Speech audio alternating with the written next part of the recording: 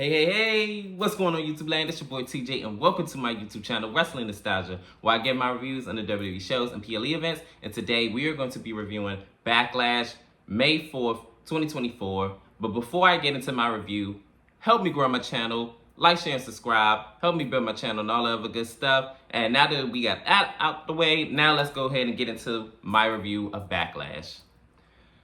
Whew! For this to only have 5 matches in total, it didn't miss. It was no misses in none of these matches. But for our opener, it is the tag team match. It is Solo Sikoa and Tama Tonga versus KO and Randy Orton. Yo, this match started already chaotic.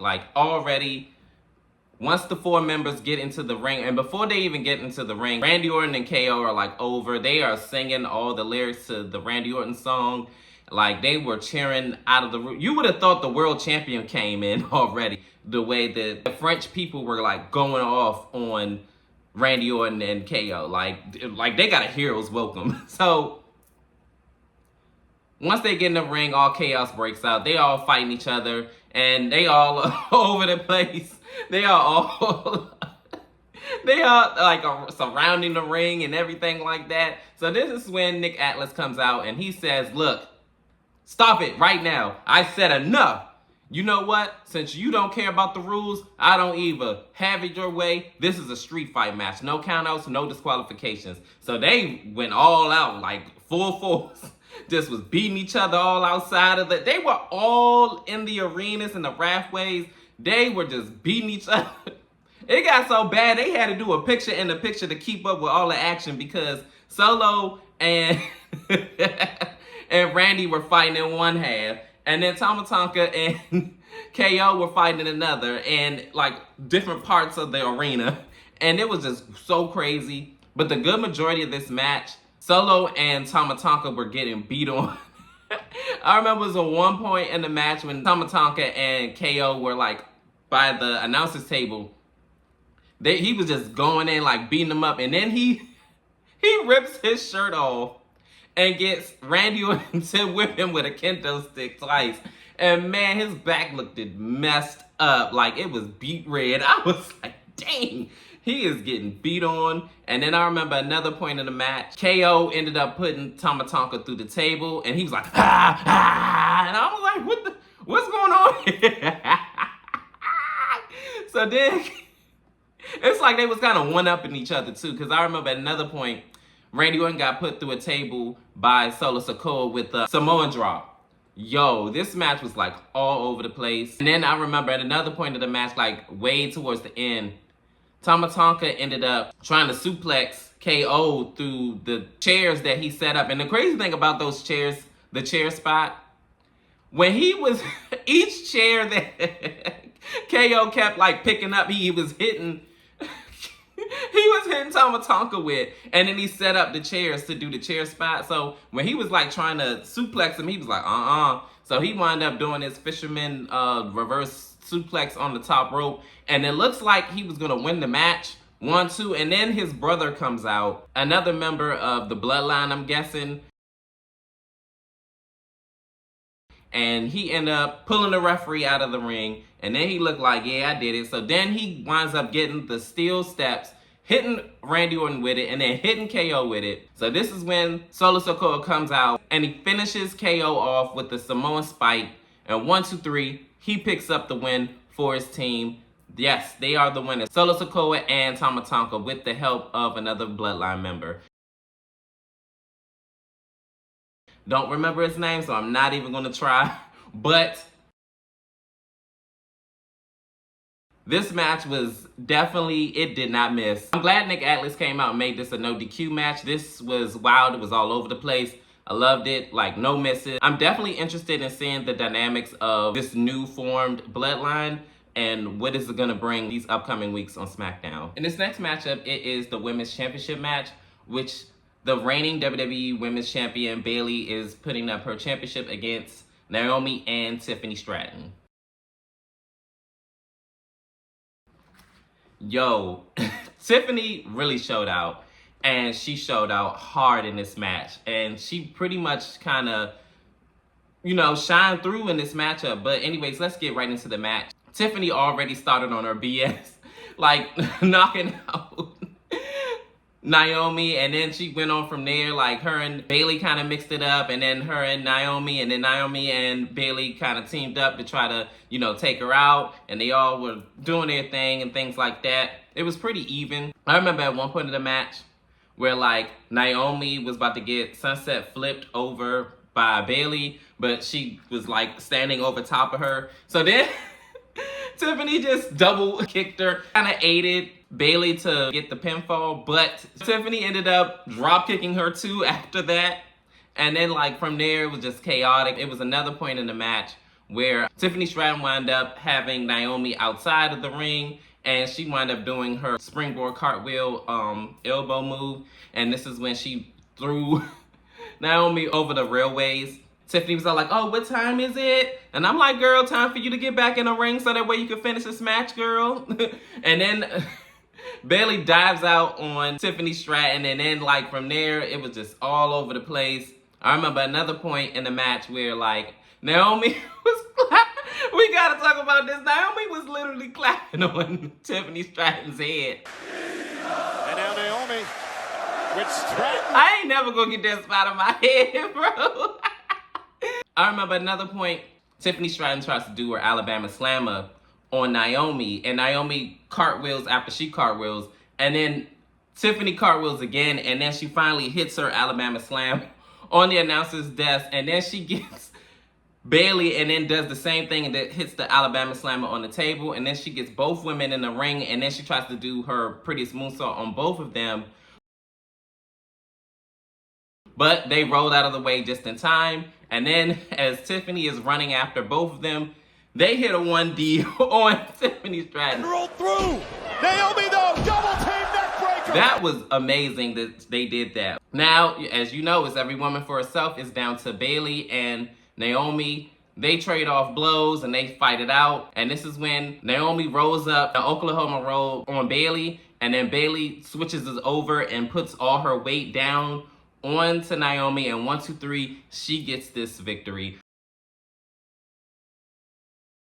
I'm gonna be honest, I was surprised at like how the finish went. I thought she was gonna hit her, rose plant little thing, but that didn't happen. And unfortunately, Naomi lost again, and she took it like a sport. She showed Bayley love, and she said, hey, you know what I'm saying? She gave her a hug and a kiss and said, go ahead and soak up in your moment and things like that. And then she leaves the ring all on her own, Bayley. And Bayley is victorious, and she is still your WWE Women's Champion.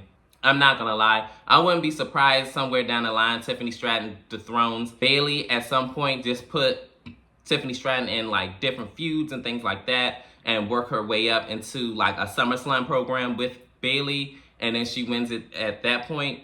I would not be surprised, but remember, I said it first if it happens.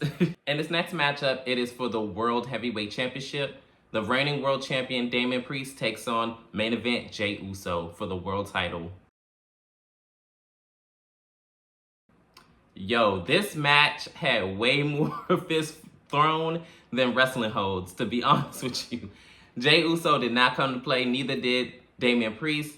These two went out to battle, they went out for war, and they came for each other's heads. From the beginning bell to the closing, it was like a hard-hitting fist thrown. Like these two might as well have been in a boxing ring for all that. From the opening bell, Jey Uso playing mind games, and they're like, oh, hold up. Yeah. And he kept doing that like on all sides of the ring. And Damian just like, look, like we ain't about to do all this. So he tries to do the choke slam early, and Jey was all like, nope. So then he winds up going over the top rope, and then he all like sitting thinking about it like, this mother, like he just frustrated. But Damian Priest eventually did get control of this match and was like going in on him. Like, it was just the power switches kept going back and forth between Damian and Jey Uso until JD McDonough came out and low-blowed Jey Uso with the ropes. Damian Priest hits the spear, 1, 2, he kicks out. Then Damian Priest switches over his attention to JD, and he's all like, why are you here? What do you mean? What do you mean what I mean? I told you not to be out here. So they jaw-jacking or whatever. So JD McDonough told him, look, behind you or whatever. So this is when Jey Uso kicks him off of the ropes. Jey Uso ends up hitting a super kick and then a big splash. He only gets a 2 count. There was another point in the match where Jey Uso ended up hitting another big splash, but Damian Priest was close to the ropes and JD put his foot on the ropes, so it was only a 2 count. And another point in the match was when Finn Balor ended up coming out to help Damian Priest, but it doesn't work. He winds up getting super kicked out of his boots and he falls to the ground. So then a lot of back and forth later, Jey Uso was like trying to battle all the members of the Judgment Day. Up to this point, he is doing a really good job of keeping them at bay, but it doesn't work for a very long time because as soon as when he turns his focus back onto Damian Priest ends up hitting him, and then he winds up doing the South of Heaven from the top rope in 1, 2, 3. Damian Priest retains his World Championship belt. And as he's like trying to celebrate and everything like that, the Judgment Day ends up like trying to jump on Jey Uso, and he all like, "What are you doing? No, stop doing that. We ain't doing that. You stand right here. You stand right here." But before he even did that, I remember he grabbed Finn Balor's chin, and he was all like, "What are you doing?" I was like, "Oh my goodness. Yo, you would have thought he was his coach." Drop and give me 50. Like, the way he was just like going off like that. I can tell you right now, Judgment Day is on a short lifespan, to be honest, because you could tell Damian Priest is over this whole Judgment Day thing. He has outgrown them, and it's only a matter of time before they eventually disband and disperse into nothing. In this next matchup, it is for the WWE Women's Tag Team titles. The reigning Tag Team Women's Champions, the Kabuki Warriors, putting up their championships against Bianca Belair and Jade Cargill. I was super excited to see this because, as you guys know, I am a big Jade Cargill fan and Bianca Belair too. And they put on a banger of a match. So let's go ahead and get right into it, right? So Bianca Belair and Asuka start off this match. They do a little one-upsmanship, you know, calling their bow tie up, and they kind of filling each other out a little bit. Asuka tags Kairi Sane in, and this is when Jade Cargill gets the tag in from Bianca Belair, and Jade does her thing, doing her choke slams, and then her little backbreaker move. She did it twice. The fans are like really, really behind them. Then I remember she tags in again, and then they wind up doing a double team move. Looks so impressive. Looked like they both was going to do like an arm drag together. They ended up catching Kairi Sane and then throwing her in the air and slamming her back down. It looks so amazing. And then I remember somewhere in the match, finally, you know, the Kabuki Warriors wound up turning Bianca Belair every which way but loose. And they were just like on her like really heavy. I remember at one spot, oh my goodness, I was so scared for Bianca Belair because when Kairi Sane had wind up doing a flying crossbody from the top rope to the outside, it looked like she hit mostly of Bianca Belair's face.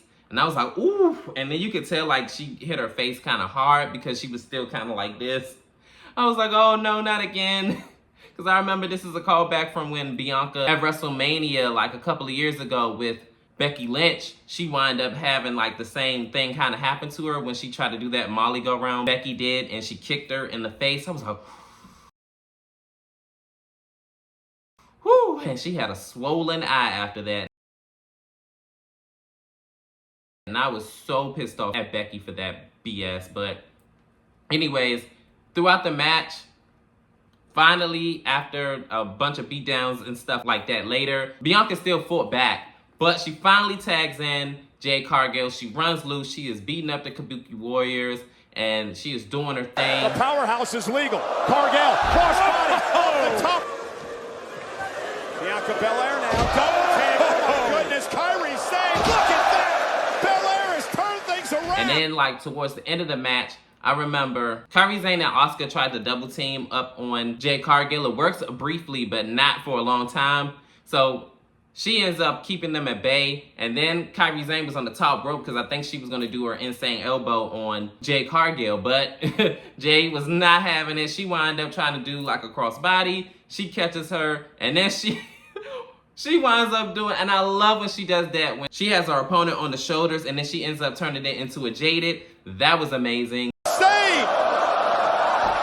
What an athleticism! And then finally, Bianca Belair hits her KOD on Asuka onto Kairi Sane. Look, KOD! And 1, 2, 3, you have new women's tag team champions. I am so happy for Bianca Belair and Jade Cargill. They are the new women's tag team champions. They are going to go on a dominant run. I guarantee you that they are going to go on a lengthy run with those tag team titles. Mark my words. I wouldn't even be surprised if they were the longest reigning tag team women's champions, because as we know, Bianca Belair has a good track record on the longest reigning championships in WWE. So Jay picked a good partner in Bianca Belair, and I'm ready to see what they're going to bring to the women's tag team division. And before I end this segment, oh my goodness, how lit would a rivalry would be with Jade Cargill and Bianca Belair going up against Lash Legend and Jericho.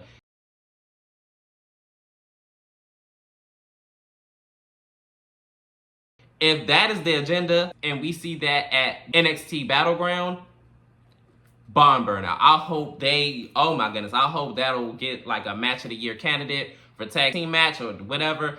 I'm here for it, and I'm ready to see it like yesterday. I'm ready for it now. I have a 7-year-old at home, and I want her to know that she can do any and everything, regardless of the obstacles that are ahead of her. You know, we're out here taking things down every day and making historical moments like we're doing right now. And at that, in the French culture, you know, we're here to show and represent that regardless of the skin tone, regardless of how you look, regardless of where you come from, you can do any and everything if you just put your mind to it. And finally, we are here at our main event, the WWE Undisputed Championship going up on the line. Championship match. The WWE Undisputed Champion, Cody Rhodes, putting his championship on the line against AJ Styles, the phenomenal one himself. So this match was definitely a Matt classic. They both had a really, really good showing in this match, and they left it all in the ring. Like, in the beginning, they, you know, felt each other out and did the collar and elbow tie up, and then they were, like, going on from there. Then this is when AJ Styles, like, worked on the arm a little bit, and then, like, went from there and was just, like, working on the arm, had an arm DDT maneuver and everything like that. I remember towards the end of the match, Cody Rhodes and AJ Styles was out on the apron, and then AJ Styles hit a brain buster on the apron. I was like, oh my goodness, that looked like you could have broken his neck. And then I remember AJ Styles was trying to do something, and then Cody Rhodes caught him and then powerbombed him through the table. It was wild. They almost got counted out, but glad it didn't end that way. They both made it barely in the ring before the 10 count. And then as they going back and forth, back and forth, back and forth, I remember at one point in time, AJ Styles kept trying to hit his Clash of Styles, which is his finisher, but Cody Rhodes was not having it. And then there was another time when he did hit one of his finishers. He hit a 450 splash and he kicked out, and AJ Styles all like. But to end this match, towards the very end of the match, Cody Rhodes ended up hitting a Cody Cutter from the top rope. And then he hits his Crossroads, 1, 2, 3. He successfully defended his WWE Undisputed Championship, and he is still your WWE Undisputed Champion. This was a really good match, like I said. Definitely will go back and watch this again.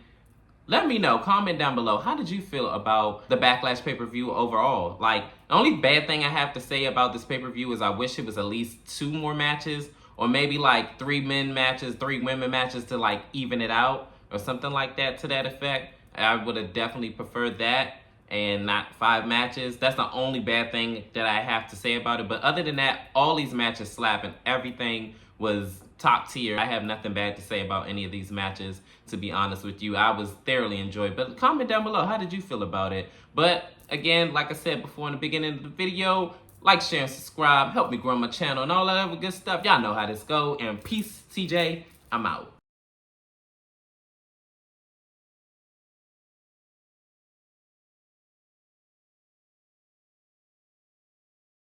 You so